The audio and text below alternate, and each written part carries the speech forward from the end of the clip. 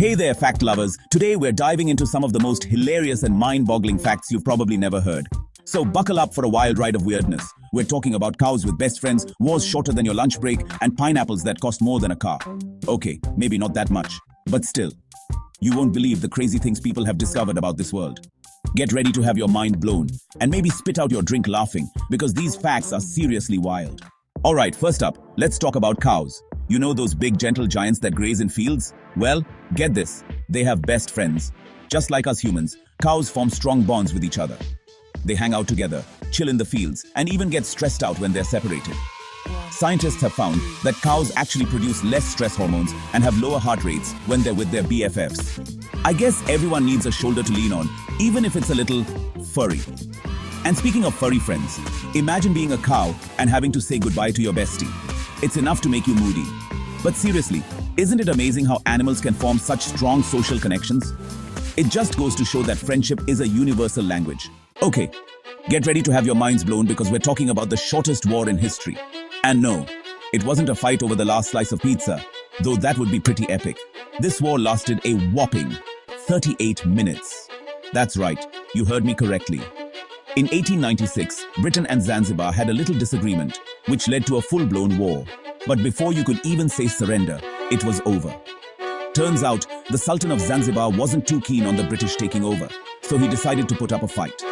Problem was, his army was no match for the British forces.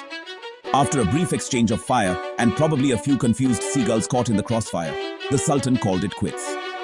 38 minutes later, the war was over, and the British had a new territory. Talk about a quick victory. Hold on to your hats, fruit lovers, because this next one is a real mind bender. We all know and love bananas. They're delicious, portable, and make a mean smoothie. But did you know that bananas are technically berries? Yep, you heard that right. Those yellow crescents we peel and enjoy are actually berries, according to science. And to make things even crazier, strawberries? Not actually berries. I know, it's enough to make you question everything you thought you knew about fruit. But it's true.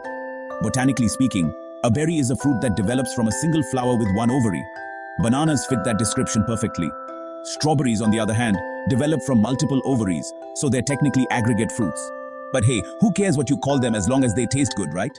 Let's talk about flamingos, those elegant pink birds that always look like they're ready for a party. They're known for their vibrant color, their long legs, and their love of standing on one leg.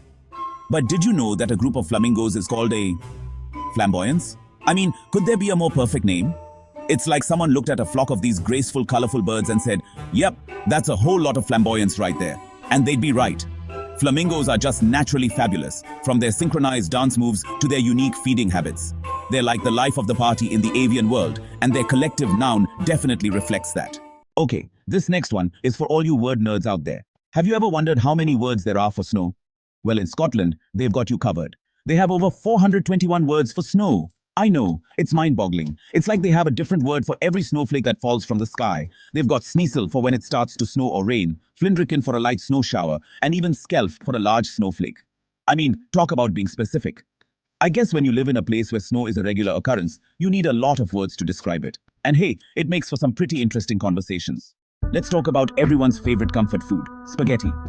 Whether you like it with meatballs, marinara sauce, or just a sprinkle of Parmesan cheese, there's no denying that spaghetti is delicious. But did you know that a single strand of spaghetti is called a spaghetto? It's true. That's right.